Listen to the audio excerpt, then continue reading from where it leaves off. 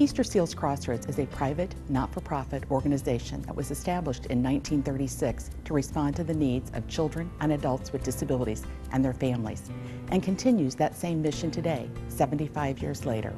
Our primary service area is Indianapolis and the surrounding counties. We serve individuals from birth through older adulthood.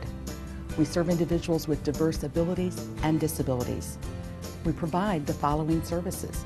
These include children's and adult medical rehabilitation services, respite care, autism services, adult day services, employment programs, adaptive technology services, deaf community services, and our affirmative industry, Crossroads Industrial Services.